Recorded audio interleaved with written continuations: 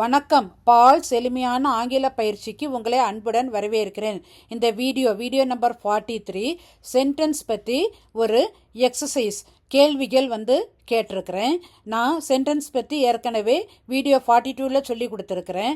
அப்போ அதை வச்சு தான் நான் இதில் கொஸ்டின்ஸ் ஃப்ரேம் பண்ணியிருக்கிறேன். உங்களுக்கு எத்தனை ஆன்சர் சரியாக தெரியுதுன்னு பாருங்கள்.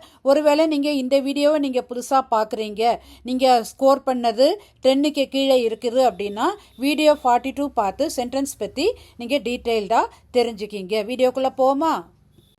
நான் 20 சென்டென்சஸை கொடுத்துருக்குறேன். அதை பேஸ் பண்ணி கொஸ்டின்ஸும் கொடுத்துருக்குறேன். நீங்கள் ஆன்சர்ஸை நோட் பண்ணி வச்சுக்கிங்க. எத்தனை ஆன்சர்ஸ் சரியாக இருக்குது அப்படின்னு சொல்லிட்டு கடைசியில் செக் பண்ணி பாருங்கள். I am playing football. Identify the subject and predicate. Who is speaking? Identify the type of sentence. I am drawing a peacock. Identify the subject, verb and object. Pass the file. Identify the type of sentence. Yes, I like mango juice. Convert to interrogative. Has Samuel written this letter? Convert to a declarative sentence, affirmative. Sarah has bought a new house. Convert to negative sentence. Is the sky dark? Give negative answer. Did it rain yesterday? Give positive answer. I have bought a new car. Identify the subject, verb and object. முதல் 10 கேள்விகளோட விடைகளை பார்ப்போமா? I am playing football. இதோட subject I, predicate am playing football. Who is speaking? இது என்ன sentence டைப்னா interrogative sentence. I am drawing a peacock. இதில் subject I, verb am drawing, object a peacock. Pass the file. இது என்ன type of சென்டென்ஸ்னா imperative sentence. Yes I like mango juice.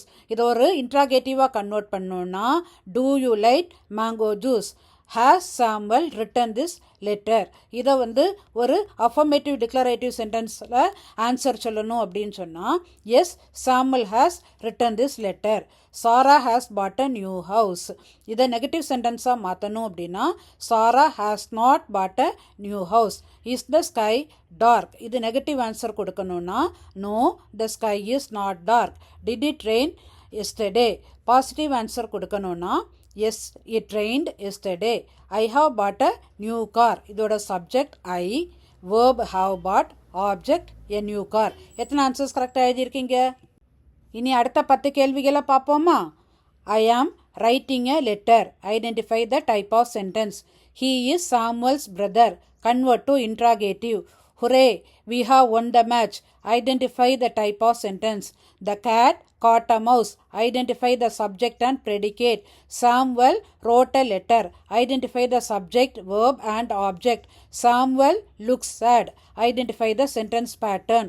A balanced meal keeps us healthy. Identify the sentence pattern. He sang melodiously.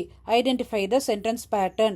The government has enacted various schemes systematically. Identify the sentence pattern. Samuel gave his friend a pen. Identify the sentence pattern. Answers note பண்ணிட்டீங்களா? விடைகளை check பண்ணுவோமா? I am writing a letter.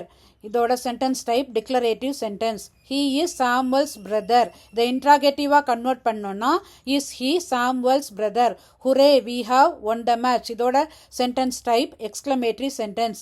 The cat caught a mouse. இதோட subject the cat, predicate caught a mouse. Samuel wrote a letter. இதோட subject Samuel, verb wrote, object a letter. Samuel looks sad. இதோட sentence pattern SVC, subject, verb, complement. A balanced meal keeps us healthy. இதோட sentence pattern SVOC, subject, verb, object, complement. He sang melodiously. இதோட sentence pattern SVA, subject, verb, adjunct இல்லைன்னா adverbial. The government has enacted various schemes systematically. இதோட sentence pattern SVOA, subject, verb, object, adjunct இல்லைன்னா adverbial. Samuel gave his friend a pen. இதோட sentence pattern SVIODO, subject, verb, indirect object, direct object. உங்கள் answers எல்லாம் check பண்ணிட்டீங்களா? உங்கள் ஆன்சர்ஸோட score 15க்கு கீழே இருந்ததுன்னா மறுபடியும் ஒருக்கா நீங்கள் வீடியோ 42ல் போய் சென்டென்ஸ் பற்றி நல்லா தெரிஞ்சுக்கிங்க. அப்போ தான் நான் அடுத்தடுத்து நான் போடுற வீடியோலாம் உங்களுக்கு ஃபாலோ பண்ணுறதுக்கு வசதியாக இருக்கும். இந்த வீடியோ உங்களுக்கு பிடிச்சிருக்கும்னு நினைக்கிறேன், யூஸ்ஃபுல்லாக இருக்கும் அப்படின்னு சொல்லிட்டு நம்புகிறேன். பிழை இல்லாமல் ஆங்கிலம் பயன்படுத்த விரும்பும் அனைவரிடமும் இருக்க வேண்டிய மிக சிறந்த வழிகாட்டி மற்றும் பயிற்சி கையேடு Paul's work book on tenses and voice.